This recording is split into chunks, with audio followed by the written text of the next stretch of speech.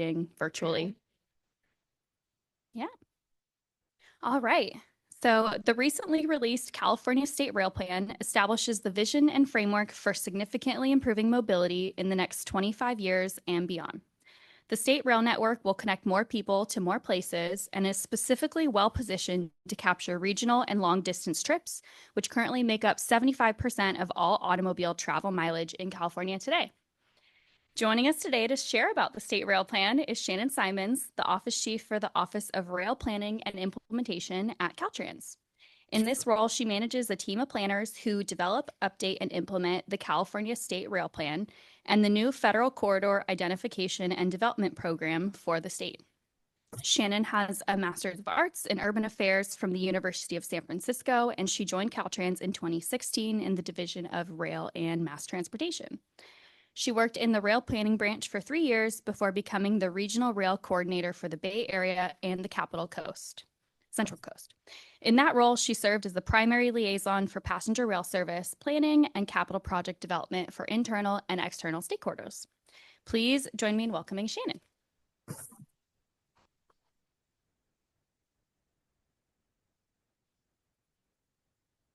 Thank you. And now we're going to see if I can properly share my screen. Okay, the notes disappeared, but that's fine. Okay, hello, good afternoon, everyone. Thanks for joining. Like Amanda said, I'm Shannon Simonds. I'm the chief for the Office of Rail Planning and Implementation. And if you know me, you know I love talking about rail and train, so I'm very excited to be here presenting to all of you today. So I first wanted to give a little bit of context about where we sit in the Caltrans organization chart. I think for many of you outside of Caltrans, some of you don't realize that we even have a division of rail or what our role is. So we are part of Caltrans headquarters, and we're part of the planning and modal programs deputy division area. And my office sits within the division of rail, and we're 1/3 of the offices. So we have an office of assets and equipment. They're really focused on procurement of new vehicles, maintenance and rehabilitation of our existing fleet. And then our office of passenger rail operations, they work with our joint powers authorities on the intercity passenger rail side. They're state supported corridors and work on the funding and the maintenance and the operations components. And then in the middle, you have us, the Office of Rail Planning and Implementation.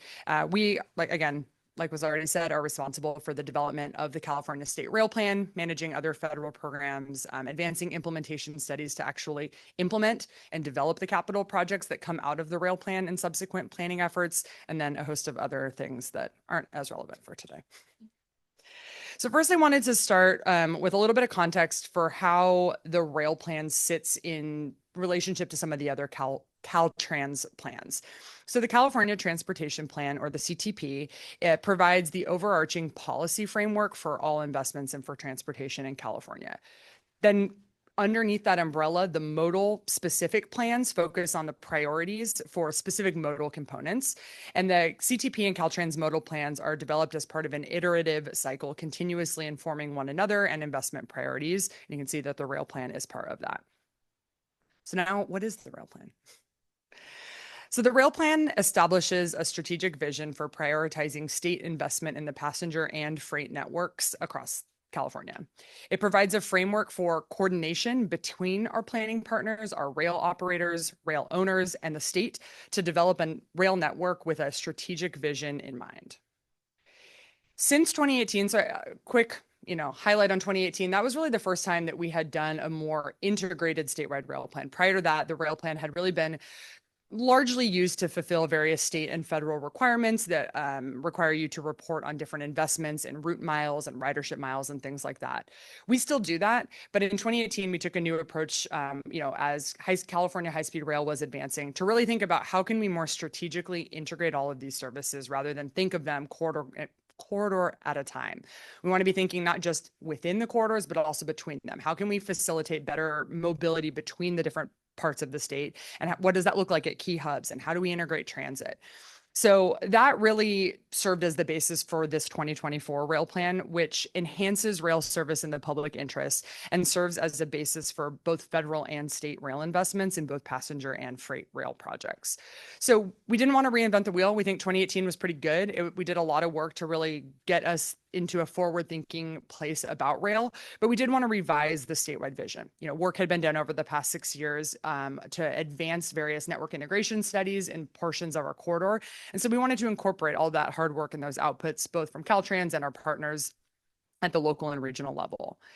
The second update is, we continue to advise priorities for state investment. So we updated the operating and capital investment plans in thinking about how to deliver a phased implementation. And then lastly, it's devising implementation strategies. So coordinating across our funding and operating agencies to structure service implementation. So the rail plan passenger vision has three big components that I want to introduce. So the first is that this really is all about an integrated statewide network. Probably if you're playing a game, you can count how many times I'm going to say integrated today. It is a lot. I'm sorry. But this is meant to kind of first look at high-speed rail as serving those longer distance trips and acting as the backbone of a statewide network. But then we're really focused on how to use those intercity and regional services for providing mobility for both local and regional travel and actually enhancing the benefits of high-speed rail. So being able to get people to further parts of the state after the initial segments and really enhancing the benefits of that investment. And then lastly, the rail plan, despite its name, does also plan for intercity express bus. And these services fill in those lower ridership times in the schedule and also provide connections to rural communities and providing rail for, providing those connections actually using the state highway system and again, expanding the benefits of the investments on the rail network. The second principle of the vision is this is all designed strategically with coordinated schedules. So the first thing, regular pulsed schedules. What does that mean? I will talk about it a little bit more later, but it basically means that we're looking at the entire state as a regular clock-facing schedule, set of schedules. So if you know a train, the intercity train is always coming at 10 after the hour to Sac Valley Station, then that means it always comes at 10 after the hour if it's an hourly pulse. If it's a half hourly pulse, then that'd be at the 10 after the hour and the 40 after the hour. And we do this so that you can more efficiently utilize the existing rights of way. We can plan strategically for investments, knowing if every train is going to show up in the same place at the same time every hour or every half an hour, we can be more strategic. If we have trains just kind of willy-nilly going up and down a corridor, we have to really overbuild our infrastructure to be able to accommodate trains passing in opposite directions, express trains overtaking local trains, and a whole host of other service patterns you might see. And so we want to be really strategic in designing regular pulse schedules at key transfer hubs where they pulse in and pulse out predictably. It's intuitive for the passenger, and we can more, again, efficiently utilize and manage the railroad from the operator and railroad owner standpoint. The second part of this is we do that at key transfer hubs again, because then we can make it more intuitive for the traveler. The more we can organize different types of transit and rail at one station, the easier it is to navigate farther distances across the system. And then lastly, again, facilitating the seamless transfers. That's why we want all of these things to happen, so that it's really easy for you to show up at a station, not necessarily being beholden to a schedule, because sometimes it leaves at 7 after the hour, sometimes it leaves at 46 after the hour, making this really seamless between the services. And then all of the vision is meant to be customer focused. So we are focused on seamless first and last mile connections of all modes. How can we facilitate that into and out of these key transfer hubs? Enhancing the benefits of the California Integrated Travel Project, CalITP, which is another part of Caltrans working on integrated ticketing and trip planning, as well as contactless and simplified payments to basically make the actual user experience of figuring out how to plan a trip and pay for a trip more straightforward. And then lastly, making the entire network both competitive with auto and air travel in terms of comfort, travel time, and also cost. And so the outcome of all of this is a network that is cost efficient to deliver and operate and fun to ride. And we're going to see if this video works.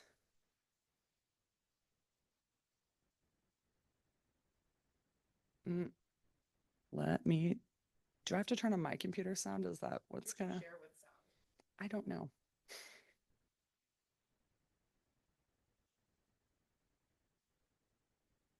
I just don't want this to echo it twice, All right, we'll send you the video. You can find it. It's going to be on our website soon, on our social. Yeah, it's on our website. Sorry, I was trying to give a little. No, it's not going to work. Okay. Next slide, please. Sorry. Okay, instead, we'll talk about rail plan by the numbers. So the rail plan identifies $307 billion in total capital investments over the near, the midterm, and the long-term time horizon. Yes, that is a big number. But the good news is that in return delivers $537 billion in economic returns to the state in that same time frame by 2050. This all relates to or equals around 200 million daily passenger miles shifting from highways to the state rail network. Right now, we have 51 miles of overhead electrification in the Caltrain corridor, and that will be expanding to 1,500 miles of electrification by 2050. And 9 corridors have been identified for federal funding through the Corridor Identification and Development Program. And then this graphic on the right, I just like because I think it's good to visually express the spatial efficiency of rail. I think one of the big opportunities in investing in rail is that it is a really spatially efficient mode. And so you can orient and change land uses around rail stations and around rail to really incentivize folks to come to the train stations without having to take up or expand into a lot more space. So one high-speed train can seat 918 passengers, which is the equivalent, you can see here, to 5 medium-haul aircrafts, 15 long-distance coach buses, and 612 automobiles, assuming a 1.5 average occupancy per car. So again, these are big and expensive investments, but there is a lot of opportunity to fundamentally shift riders onto trains. And again, once these are zero emission or near zero emission trains, also do a lot to drive down, our greenhouse gas emissions. Okay. It's a little wonky. So I'm going to explain this picture. So this is another benefit of delivering the vision. So what we're trying to show here is that the daily vehicle miles traveled, while not many of them are necessarily in this 10 to or 50 plus per 50 plus mile category, a lot of the actual passenger miles traveled are captured in those longer trips. So it's not a huge percent share of the overall trips, but because there are enough of them, we're really still taking quite significantly long distances on those modes. And so that's really where regional and commuter rail and high speed and intercity rail have a real opportunity to capture a lot of the share of this market. We know that we're not necessarily well suited for those 1 to 10 mile trips, right? The kind of under 1 mile, we want walking and biking up to 3 miles, local transit. We can really start to see some of that mode shift on rail and subways and kind of your more urban transit networks up to about 10 miles. Once you reach that threshold, though, that's when you really start to see the benefits of shifting to a commuter or intercity rail. And so we have the opportunity to capture a significant amount of this mode share. It's about 75% of the passenger miles traveled. And that's where that 200 million daily passenger miles numbers come from, is really not trying to say, hey, we think the train can replace all of your trips, but thinking about, hey, we know which of these trips and these longer distance trips should be served by rail, and how can we design them in a way that really can accommodate capturing a lot of those new trips. So I mentioned we also plan for freight rail. Caltrain's strategic goal is to ensure that the state's freight network is efficient, environmentally friendly, and equitable. And again, rail is the most efficient mode to transport freight. A shift to rail for freight frees up additional capacity at airports and highways as well for truck freight. The rail network is also well connected to the state's harbors and can expedite freight away from the harbors to the appropriate efficient sorting locations. So there's some priority freight project types that we identify in the rail plan, and the targeted investments in infrastructure and operations that give freight the capacity that they actually need to support California and the nation's economy. Or quite frankly, we have like the largest, some of the largest ports in the country here in Long Beach and Oakland. We want to facilitate efficient passenger rail operations. So the more efficiently we can move freight on these shared freight and passenger corridors, that has the additional benefit of improving and helping support the passenger operations. And then protect the health of the community members living near the freight facilities, making them more efficient and helping to reduce the emissions from the freight side of the rail industry as well. Okay, so moving from planning actually into implementation now.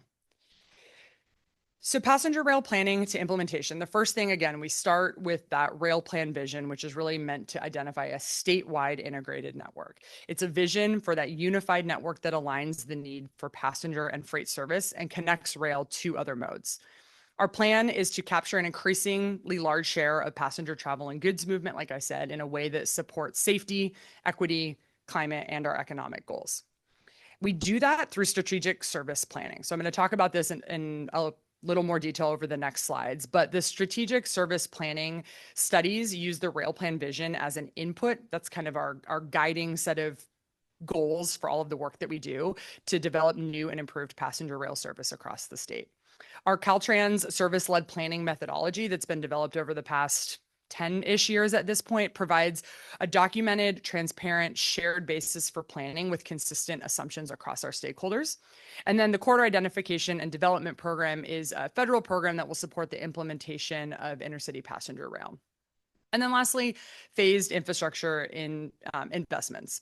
The rail plan vision and strategic service planning studies that come from that inform phased infrastructure investments that continue to accomplishing the service goals. So we want to do that in a phased way so that we're making investments that can build off of each other and we're not leaving investments stranded or making any sort of redundant investments. Okay, strategic service planning. I want to give you guys a little peek under the technical hood, if you will, to look at the technical design principles for what goes into designing a rail network. So the first thing, and I've mentioned this already a couple times, is service-led planning. So that means that we are designing a network to first support service goals and only then identifying infrastructure or equipment needed to support the network. I think in the past, we have done this differently, and we really are just like, oh, I think we have money. We should double track a section of single track. That'll help us get more capacity. But by being really strategic about and thoughtful about what are our actual service goals? Do we really need 15-minute service out of every hub in California? Probably not, right? And so we want to be strategic about identifying what are our parameters? What are our trip time goals? What are our frequency goals? What are our actual service goals? And use that as the parameter to guide our investment decisions and the rest of our planning. It also then makes us, again, a lot more strategic and cost efficient because we're not just trying to acquire new rights of way or, overbuild a station with many tracks or add too many expansion projects within one corridor. We can really pinpoint those to what do we need to deliver this service. The second principle is that we're trying to design an intuitive network. So simplifying and standardizing the service patterns, the schedules, the connections, the operations, and the ticketing. So again, that pulse schedule is meant to standardize the service patterns and the schedules. Orienting those at hub stations is meant to simplify the connections. The California Integrated Travel Program helps simplify the ticketing, and then all of this helps to simplify the operations so that our operating partners and our railroad owners themselves can run a more efficient railroad, which can help us to improve safety, reduce delays, and other things that can come from more irregular and one-off type of operations. The third technical design principle is that we are trying to plan for direct connections. So that does not mean a one-seat ride. I think there is a misunderstanding of what good rail service is, and everyone wants, I want one seat from my door to my final destination, and that would be great. But if we design really intentional connections that are minimizing physical and temporal distance between services and across the platform, either to another train or to a bus, you can still get to your final destination in a really efficient way. We want it to be as easy as like getting off the highway onto a local road. You don't know that you changed, owner of the highway or the road. Same idea. We make those transfers really seamlessly. If you've ever ridden BART, there's a couple of connections like at MacArthur and 19th Street that are time connections. You just get off, the train's open, your train's already on the other side of the platform. You just walk across, and it's not really a huge burden. But by doing this, again, we can be more strategic and efficient with our investments. Making one-seat rides from everywhere to everywhere is extremely expensive, and this version already costs $300 billion. So we are looking for ways to be more strategic and invest in our investments to facilitate good timed connections where we don't need to overbuild the network and try and acquire new rights of way, and again, keep rail really spatially efficient. And this picture, I think, is a great example of that. Like, you don't need a ton of infrastructure to do that either. Not every key hub station needs to be, Grand Central. You just need to be really intentional about designing connections and facilitating good transfers between rail and buses, like in the picture. And then lastly, again, all of this, going to keep saying it, is organized at hub stations to really make those regular schedules meet in a way that is intuitive and easy for those time transfers for the people and for the operations. So why do we do this? Why do strategic service planning? The first reason is that we are answering a lot of complex questions. So a lot of these decisions that are required to manage, enhance, and expand the network are complex. I haven't even, and I won't talk about all of the different agencies involved, but in California, to run rail, most of the right of way is privately owned by freight operators who are private businesses that have no real incentive or desire to work with us or share any of their schedules or their freight flows. Then Caltrans owns the equipment and we do the statewide planning. The joint powers authorities on the intercity side there are three of them. They're the managing directors, so they facilitate planning and managing a lot of the day-to-day and station and wayfinding and that type of stuff. And then Amtrak is the operator. So for the intercity routes in California, to make any decision, you need three agencies and one public or one private company. And that is in the least complicated version. So we know that we have these large groups of stakeholders with consequential social equity considerations, and they're all very time and resource intensive. And so what do we do about it, right? Our costs and our timelines are already insufficient to meet our goals. Everyone in this room knows California has ambitious equity, environmental, and economic goals. And the planning phase here is at least an opportunity for us to reduce the complexity and drive better outcomes. And so strategic service planning is a tool to be able to make decisions. We want to be able to have transparent, reproducible analysis that is scaled to the appropriate level of detail. So we can do this for long range, 25, 30-year planning efforts. And then we can also scale this back and add in some refinement for more of your near term, like 1 to 5 year implementation planning. All of this also, the documentation and the coordination of the process, those parameters, recommendations, it's all critical to working across multiple stakeholder groups, across multiple jurisdictions, and across multiple planning horizons. And then it makes defensible outcomes as well. So for us as planners, we're able to know what these decisions were based off of. We can all be playing from the same playbook, making decisions that are based on all of the technical analysis. So this is just I like this little visual representation of what the planning toolkit entails. So there's many different ways that we can reach our outcomes. Like I said, we want to start with service first because that is often the cheapest way to do it. We can just think about, again, what are the actual trip time goals or frequency goals that we're trying to meet in a corridor and design a service that can meet those needs. But there are also other things we can do. At some point, we might need infrastructure. We might not be able to just change the schedules to accommodate the market. We might need to maybe you need to add another platform at a station so that multiple trains can come into the station at the same time. You can make your transfers and your meets there. If trains are meeting on mid-route, we would build something called a passing siding. So it's not an entire double track of the corridor or a triple track. You would just add enough passing siding so that the trains can pass each other or overtake each other if it's, again, an express train going in the same direction. There's other infrastructure that we might need to build. Equipment. So one of the things too is, let's say we're building a new corridor. We know that we're going to need new trains anyway. Then one of the other components we can look at is, what if we use a different vehicle type that maybe can accelerate or decelerate faster? If the trains can actually get to where we already have a station or where we already have a siding faster, then maybe we actually don't need new infrastructure. If the new trains can get us to meet in an area of double track or something already, then we can, again, tweak the schedules with the new equipment characteristics to make decisions about if we actually even need any additional infrastructure to, again, be really specific and strategic about the investments tailored to the given corridor. And then also on the operations side. So sometimes we can just change things like dwell time. Maybe you just need the train to hang out in the station 2 extra minutes, and that will help them get to the place where they can meet the train downstream at an area where we have a double track section.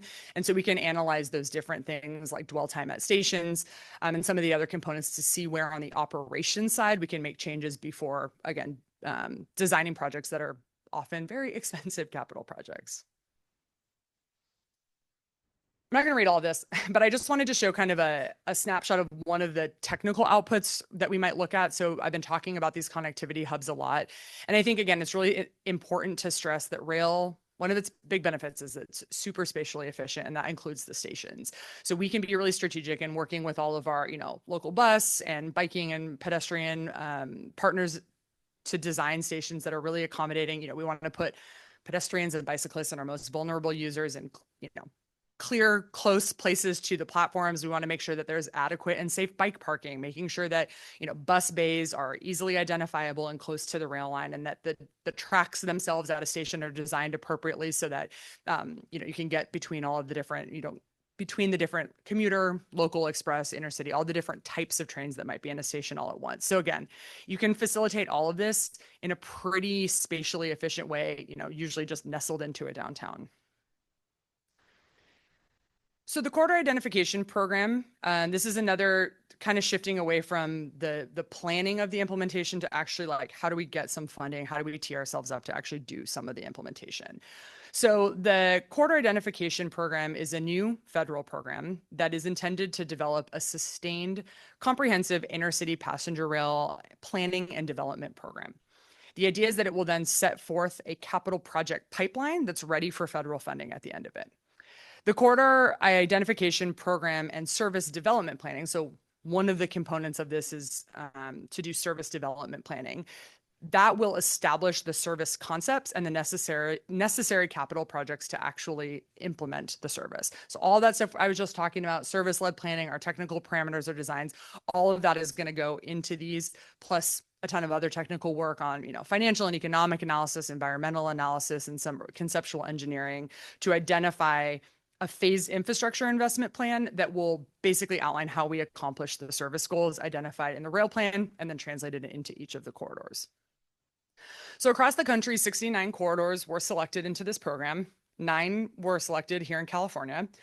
The ones written in teal are the ones that Caltrans is sponsoring. So Caltrans is the sponsor and therefore kind of the lead and program manager for the 5 in teal. So the Central Coast Corridor from San Jose down to San Luis Obispo, the Coachella Valley Corridor, which is from Redding down to Bakersfield, the Capital Corridor is from Reno down to Salinas with extensions to Novato and San Francisco.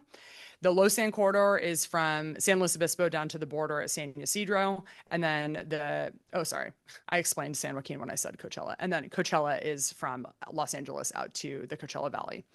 The 4 below are 4 additional corridors that are either in or partially in California, but managed by other agencies. So there's the California High-Speed Rail Phase 1 corridor from San Francisco to Anaheim.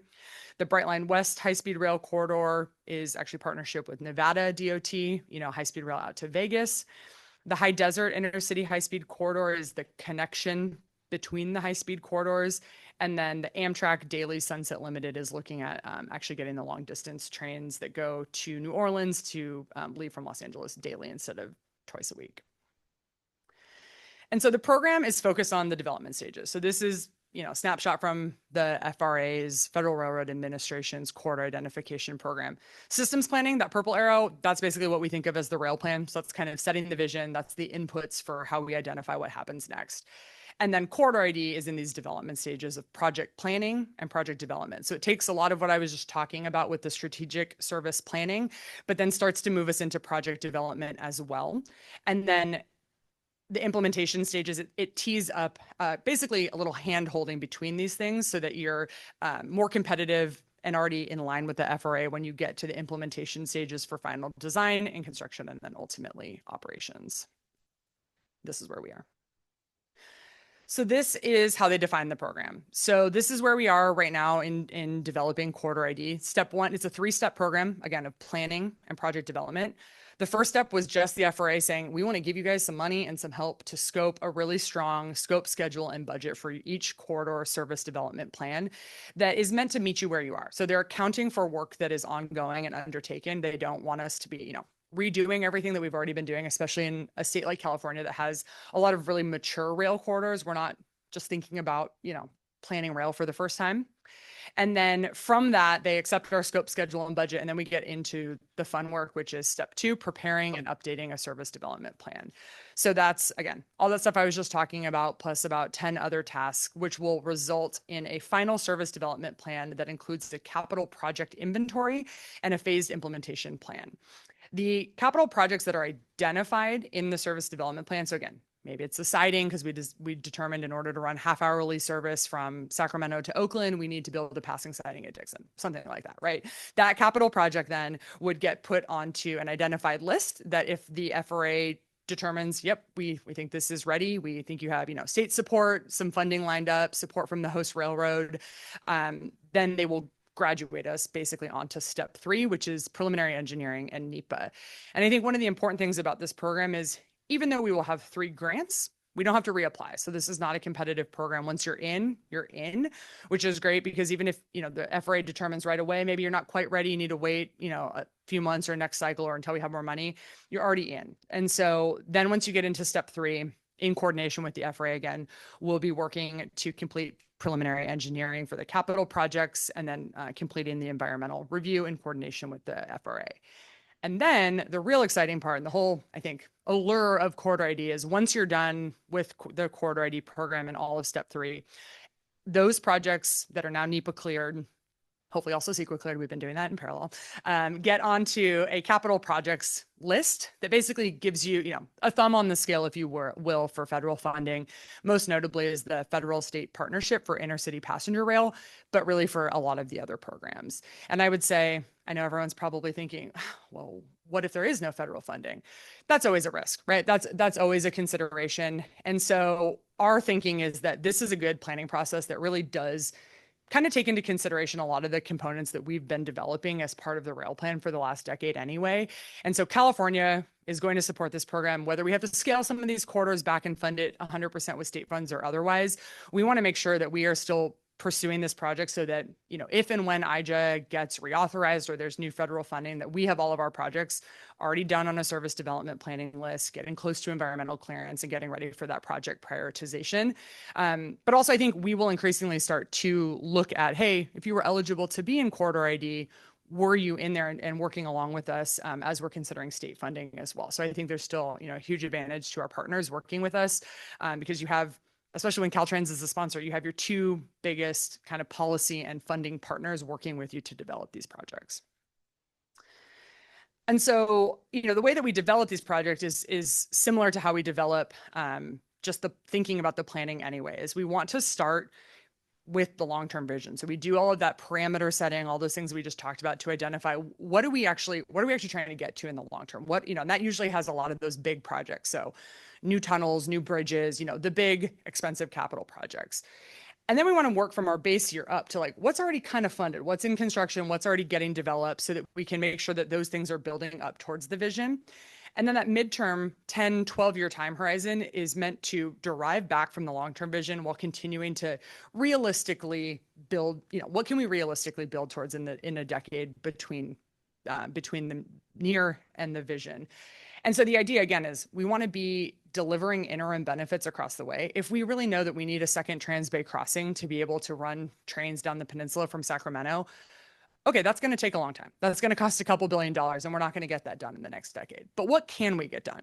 Are there other bottlenecks that we can alleviate between here and Oakland, between here and Emeryville that can help to, there are things we would need to do to make that big second crossing investment worth it?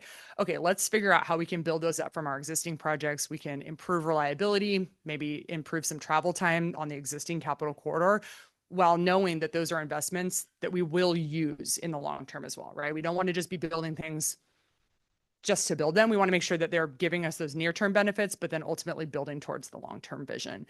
And so in the rail plan, the near-term projects are really meant to optimize. So you're not going to see a ton of the big capital projects here, but those are things that are funded and in construction.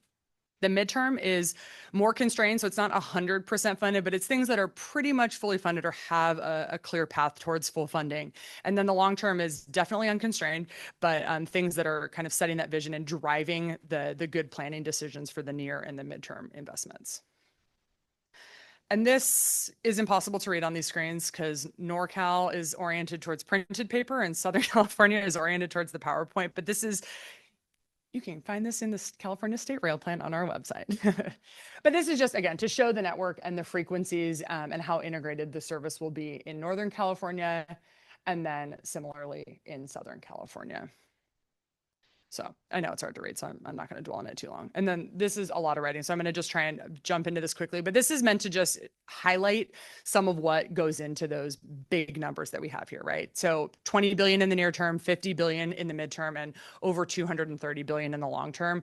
It feels like insurmountable, but we have a lot of support and we have a lot of this funding already secured for the near term investments. And so what that gets us is things like regional and intercity services in Southern California that transform from just kind of peak period service to really regular all day service. This is not only better just in terms of more efficiently managing a railroad, but it helps us with some of our equity concerns, being able to provide different types of traveler, different types of travel options in bi-directional service all day, rather than oriented towards a more, traditional commute market. The first ever hydrogen train set in the United States will begin operation on Redlands Rail between San Bernardino and Redlands. SMART in the North Bay area will expand up to Healdsburg, and we will be expanding intercity service down to Salinas from San Jose, and then new regional services in the San Joaquin Valley as well.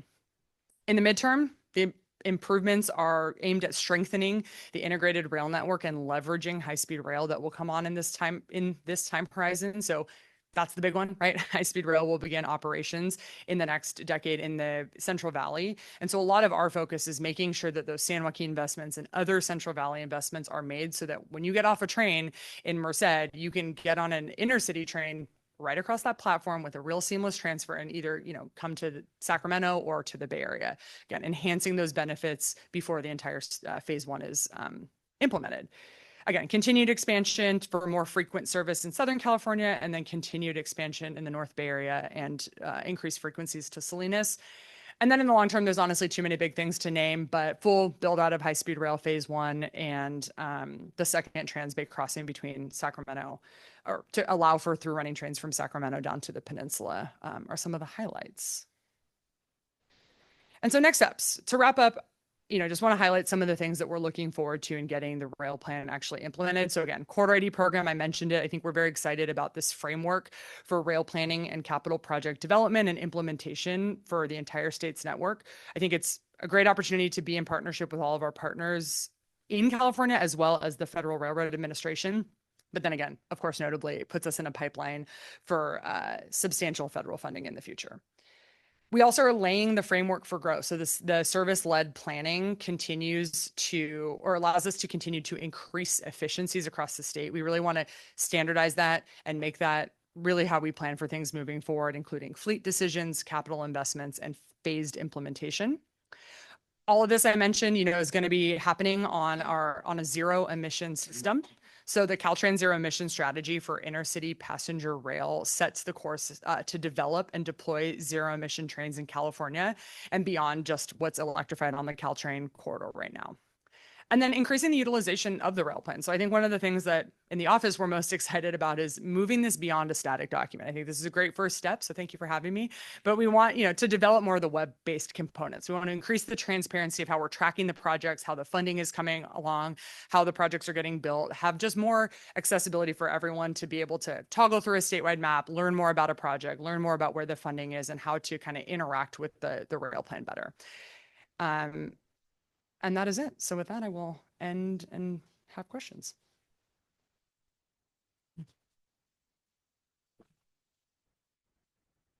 So those of you with questions, go ahead and use the microphone on your table so our folks virtually can hear your questions.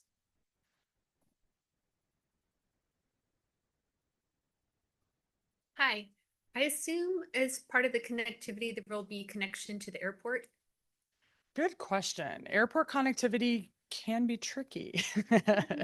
Yeah, so I mean, probably not with like intercity or commuter rail, but that's where having like good time connections at hubs is so important, because then we can work with local transit, so light rail, buses, more of the local transit, because that's how we're really going to be able to get into and out of the airports more efficiently. Big intercity railroads are, it's just it's the wrong scale for trying to move people, and you want them on shorter headways, on lighter vehicles, smaller vehicles with a little bit more flexibility to run more like shuttle type service. But yeah, we're certainly I shouldn't say that everywhere, because like at Ontario Airport, there are definitely some proposed connections to high-speed rail. So I shouldn't say with all airports, but where there's kind of an existing tight-knit fabric of the airport and the existing rail lines, we want to make sure that we're working with our local transit partners to improve those connections.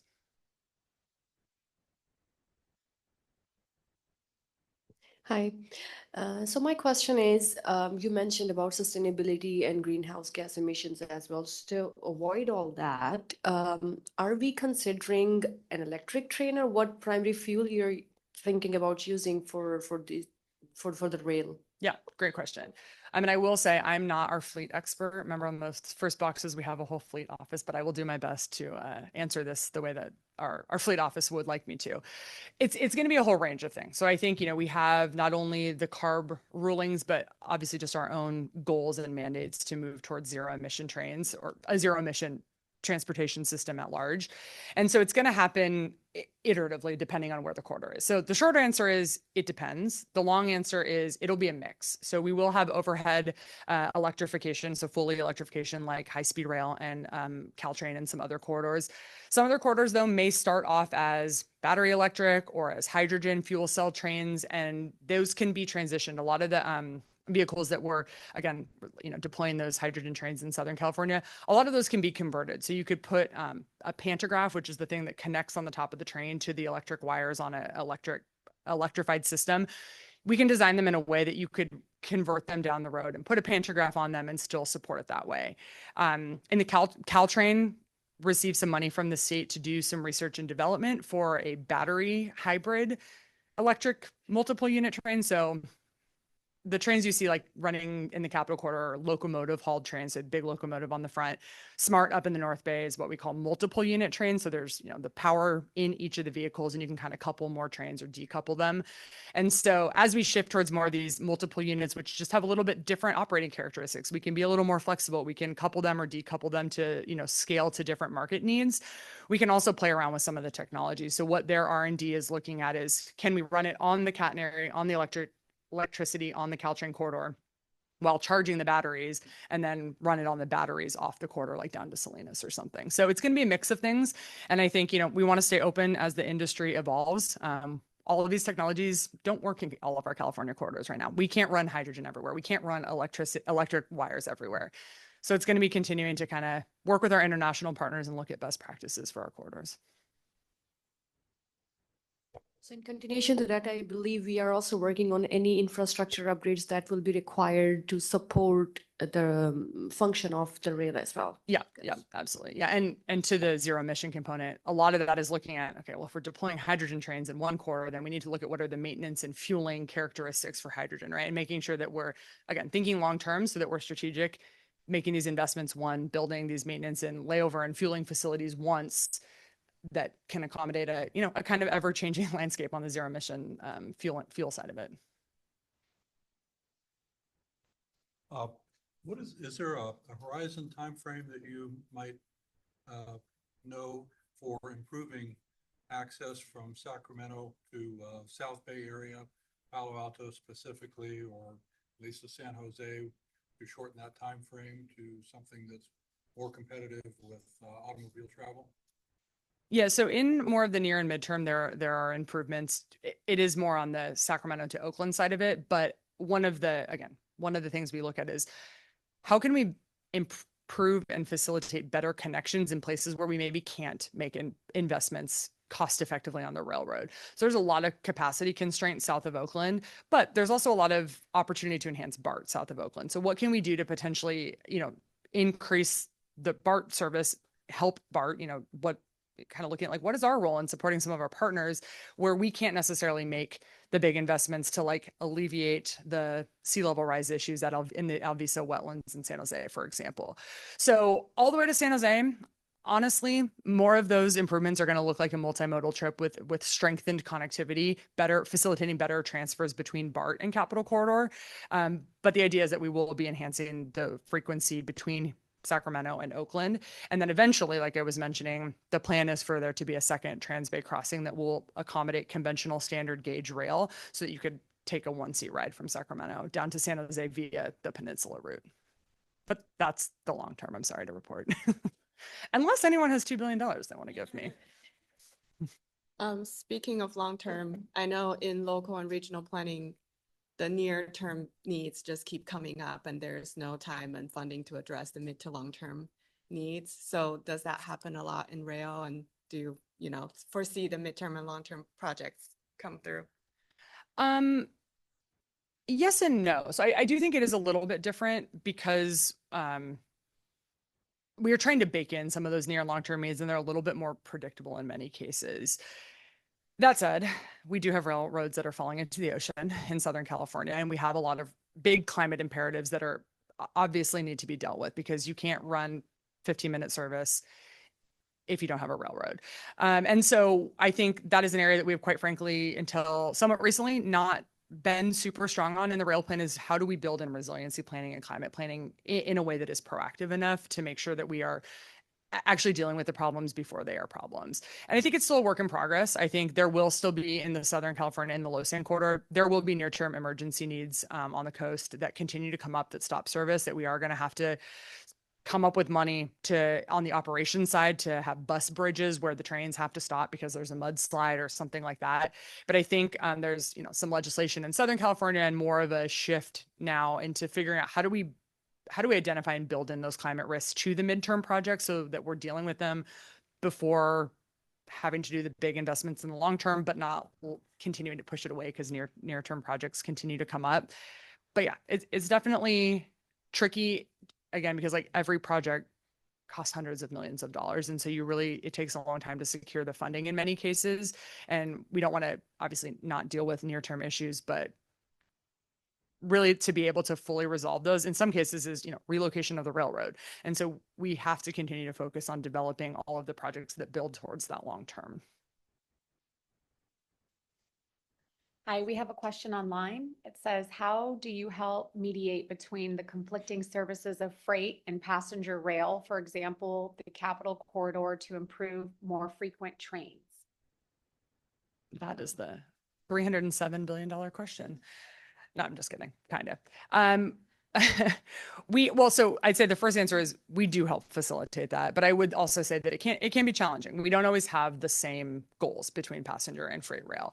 And so I think that for a long time, there's been some institutional practices that, it just made it hard to communicate between the different goals. And I think we are moving into a new era of really, again, wanting to use a more standardized service-based planning process that also makes it easier for us to communicate with the host railroads. If we have a standardized process and can commit to giving them the same types of deliverables, the same type of analysis, every time we ask them for a project, every time we're engaging them at the planning stage, at the environmental stage, at the design phase or whatever, and it's all very predictable and they know exactly what they're going to get and when they're going to get it, I think that will really help us to just be more predictable on our side, right? Like part of this is they don't have to work with us, but part of this is we are not always good tenants of their railroad. Like we are not always as transparent and candid as we could be for all good reasons. But I think there is an opportunity to do more and to be better. And I think that, again, having more of a standardized process as we are finally moving towards will really help with that. And I know they're very excited about that.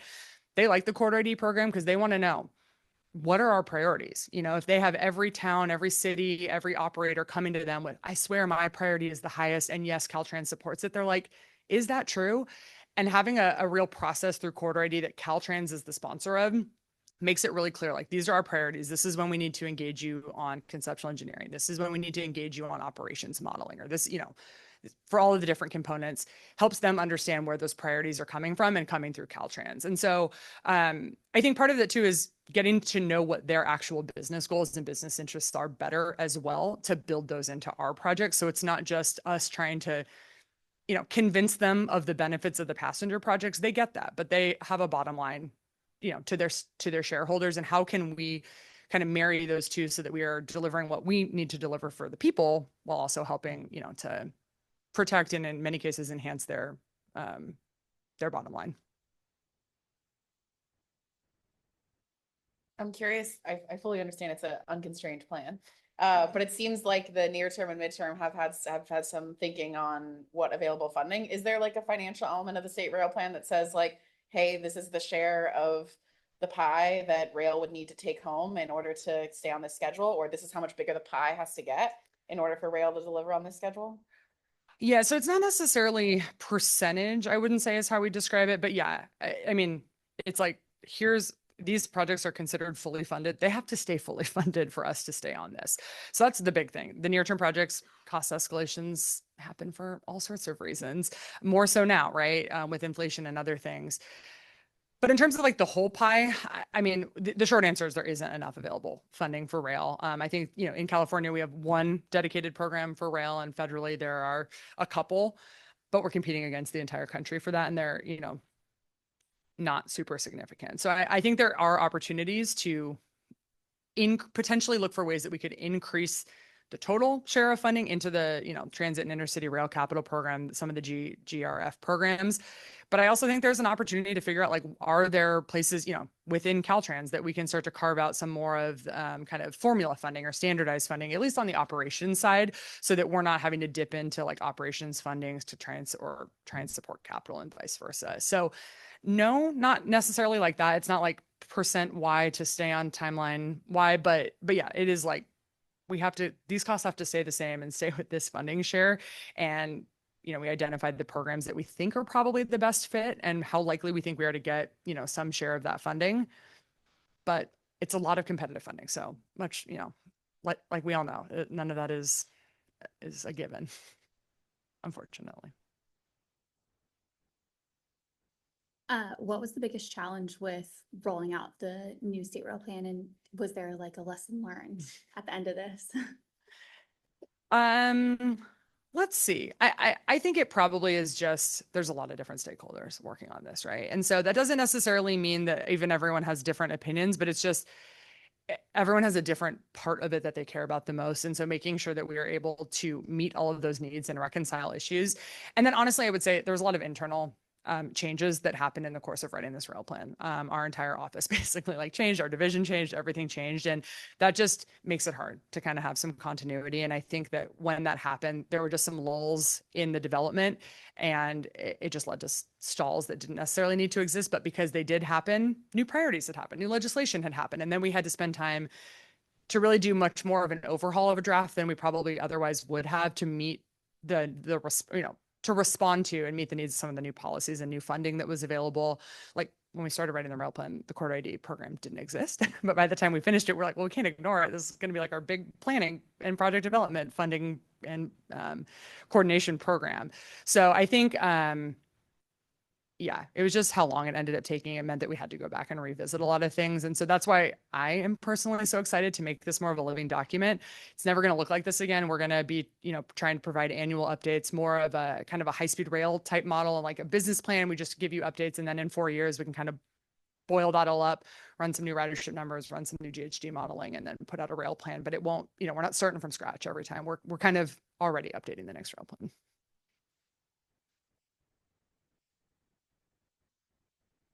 Okay, thank you.